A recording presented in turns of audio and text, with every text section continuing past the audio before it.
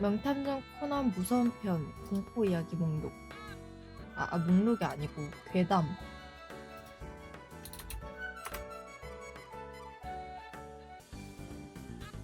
이런 거 말고 약간 짱구처럼 짱구가 약간 뭐지 5살인 이유 막 그런 거. 여기 있네. 한국 빨짱구 도시 전설들. 도시 전설이라고 하면 되나? 한번 도시 전설 봐볼까? 자, 같이 보는 게 좋겠지? 그래도 토토로 괴담. 그거 한번 봐봅시다. 같이. 같이 봐보자고. 냠냠냠. 자, 같이 봐봅시다. 응? 자, 짱구. 자, 첫 번째. 짱구가 웃을 때 옆으로 얼굴을 돌리는 이유. 어?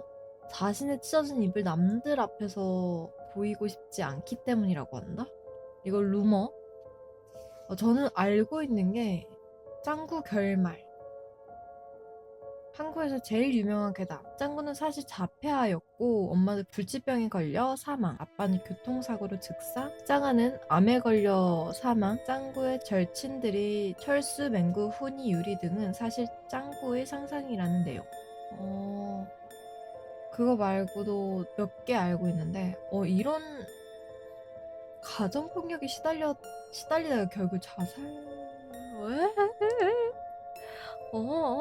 뭔가 이런 얘기하면 조금 무섭단 말이야. 짱구 자폐아의 결말. 짱구가 자폐아라는 걸 알게 된 엄마는 짱구를 별장에 가두었다. 짱구가 울면서 꺼내달라고 애원하다 동정심을 느낀 엄마는 짱구를 꺼내주는데 짱구는 엄마를 식칼로 찔러 죽인다? 가족을 모두 살해한 뒤 희죽희죽 웃었다는 내용이 들어가기도 한다.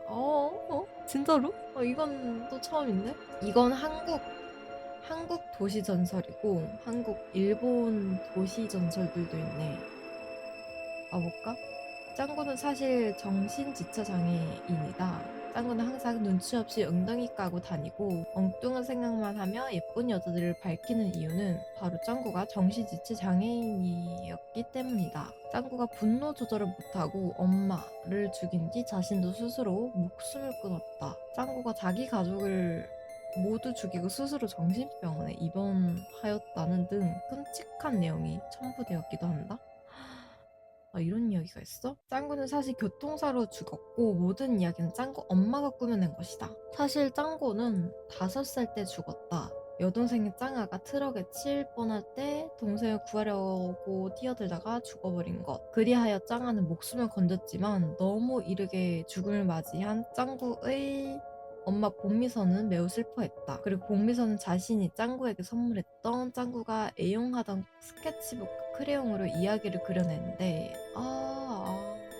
뭐가 슬프다 이건. 즉 여태 모든 스토리는 5살인 짱구가 만약 살아있었을 때의 가정한 만화였다. 그리고 이 만화가 오늘까지의 크레용 신짱의 기원이며 이야기 모두가 짱구 엄마의 망상이었던 것. 작중에서 짱구가 늘 5살인 것은 짱구의 상점 모습을 잊지 않고 성장시키지 않으려고 하는 짱구 엄마의 집념이 담긴 구상이었다? 뭔가 좀 슬프다 이거. 이게 진짜 자식이 부모를 먼저 보내는 슬픔과 고통보다 진짜 부모가 자식을 먼저 보내는 그 슬픔과 고통이 진짜 몇십 배, 진짜 이게 비교할 수 없을 정도로 슬프고 고통스럽다고 하더라고요. 그러니까 이 마음속에 사무친다고 진짜 하더라고. 밑에 사진? 기분 나쁠 수 있다고? 뭔데요? 조금 무서운데 빨리 얘기해. 어? 이게 뭐야? 이상해. 싫어. 너무 싫은데? 별론데? 무서워. 짱구는 못 말려 작가. 우스이 요시토의 자살전, 유서?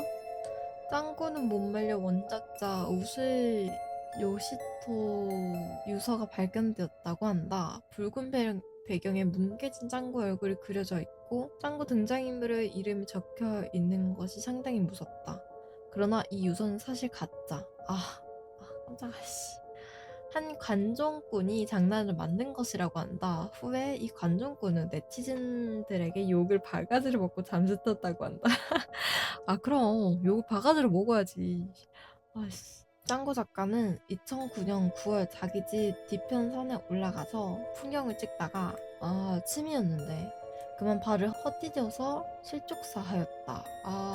지금까지 본 짱구 도시 전설들은 실제로 모두 검증이 안 될 루머들이니 절대로 믿으시면 안 되는 거 아시죠? 근데 진짜 제가 알고 있는 거는 이거랑 비슷한데 짱구 엄마가 복미선이 짱아를 낳다가 내 바로 이렇게 가버린 거야. 근데 그걸 아빠인 신영만은 슬픔에 못 이겨 운전을 하다가 죽어버린 거지. 그래서 짱구랑 짱아가 남았잖아. 흰둥이 이렇게 해서 남았는데 그럼 짱구가 짱아를 이렇게 돌봐야 되는데 짱구도 어릴 때 짱아까지 돌볼 여력이 없어가지고 짱아를 방치하다가 짱아도 그렇게 해서 하늘나라로 갔고 흰둥이도 챙겨줘야 되는데 어느 순간 가니까 흰둥이도 죽어있고 그래서 짱구도 정신 이상해져서 자기의 상상으로 만들어낸 엄마 아빠 짱아 흰둥이 자기가 직접 만들어낸 상상의 친구 또는 짱구의 실제 성격들이 철수 맹구 훈이 유리 이렇게 나온 거라고 저는 알고 있었거든요. 그런 쪽으로 도시 전설도 있었다. 미야자키 하야오 감독의 명작으로 꼽히는 이웃집 토토로. 이웃집 토토로 괴담, 사야마 사건? 이웃집 토토로에 관한 괴담 중에서 가장 많이 알려진 것이 사야마 사건을 바탕으로 만들어졌다는 썰입니다. 그렇다면 사야마 사건이란 무엇일까? 사야마 사건이란 일본에서 발생한 최대 최악의 살인사건으로 1963년 사야마시에서 당시 16살의 여고생인 나카타 요시에가 납치되어 강간을 당한 뒤에 안매장된 끔찍한 사건으로 말합니다. 이러한 무시무시한 사야마 사건이 과연 이웃집 토토로와 관련이 있는 괴담일까요? 그에 대한 주장을 하는 사람들의 이야기를 한번 들어보도록 하죠. 작품의 배경지인 도토로 지와시는 사야마시의 바로 옆에 위치한 지역입니다. 또한 작품상에서 메이가 행방불명이 되었다는 점, 이 또한 사야마 사건에서 동생 요시에가 납치를 당했다는 점에서 비슷한 점을 보입니다. 그를 찾으러 다닌 사람이 언니인 사츠키라는 점 또한 납치범을 잡기 위해 애를 쓴 요시의 언니와 비슷한 점으로 보이게 됩니다.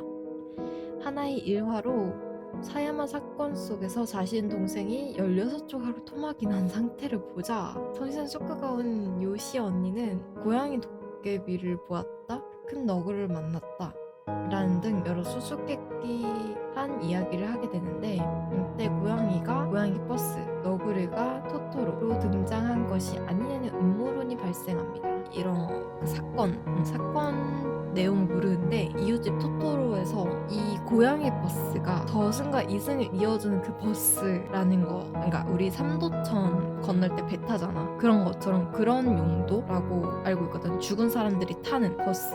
토토로가 어린 동생이 어떤 병이 있는데 그 병 때문에 이 토토로를 보게 됐고 토토로가 그래서 뭐 메이를 데리고 갔다. 사츠키도 토토로를 만나게 됐고 마지막 부분에 이 나무에서 이 둘이 어떤 사건으로 인해서 좀 잘못해서 샘이 이렇게 일찍 떠나게 됐는데 엄마를 보고 싶어서 나무에 앉아가지고 고양이한테 부탁해서 앉아서 엄마 아빠를 보고 있고 엄마도 이 할 날이 별로 안 남아서 죽은 아이들이 모였고 그래서 나중에 아빠 혼자 남게 됐다라는 그런 이야기를 알고 있어요.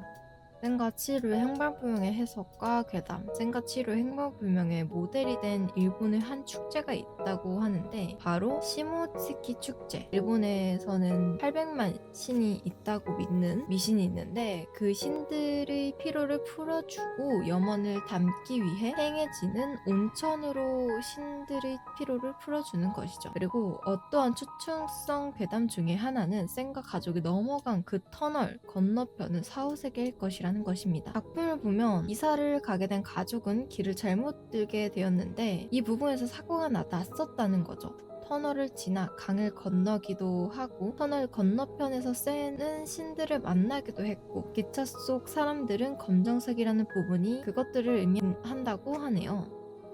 그리고 그 추측에 힘을 실어주는 한 장면, 위 이미지는 1988년 개봉한 스튜디오 지브리의 반딧불의 묘라는 작품인데요. 그 작품 속에서 죽었던 어린 동생 세즈코가 센가치로의 행방불명 중 지나가는 기차역에서 보인다는 거죠.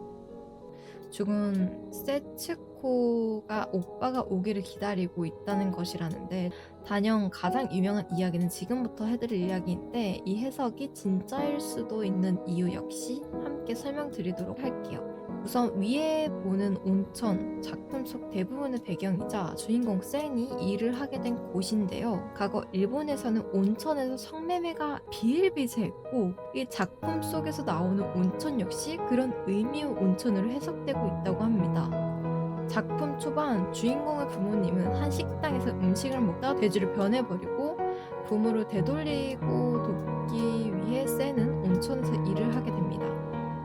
이 모습은 나태하고 빛을 지게 되고 결국 어린 딸이 성매매 업소에 팔려가는 것을 풍자한 것이랍니다. 그럼 저도 약간 비슷하게 알고 있어요. 센과 치히로의 괴담이 이게 센과 치히로 부모님이나 그런 내용은 잘 모르는데, 유바바가 운영하고 있는 이 온천 여기가 성매매 업소고, 그리고 여기에 오는 손님들은 대부분 다 남자 신들이다. 얘네들 다 신일 거 아니야. 보면은 다들 남자 이렇게 대접하는 사람들은 여자. 그래서 성매매 업소고, 아오나시 역시 또한 신인데 치히로한테 그렇게 한다. 그래서 이름을 잊어버리면 안 된다라고 하쿠가 말하고, 그리고 여기서 이건 괴담이 아니고 내용이라고 할 수 있는데, 이 이름이 치히로가 실제로 쓴 여기 이 각서 이름을 쓰잖아요. 여기에 이거 쓸 때 이름을 다른 식으로 쓰고, 실제 약간 치로 쓰는 그 본인의 그 철자대로 쓴 게 아니고 다른 철자를 넣어서 이름을 써가지고, 그래서 치히로가 이렇게 빠져나올 수 있었더라 라는 이야기도 들었습니다. 참 괴담, 좀 뭔가 어떻게 보면 이게 괴담이 괴담인데 조금 그런 부분들이 조금 있지. 조금 보고 조금 좀 소름 돋는 그런 것도 있고, 이게 맞나 싶은 것도 있고. 어찌됐건 여러 괴담들을 한번 살펴봤습니다. 짱구, 센가치히로의 행방불명, 토토로,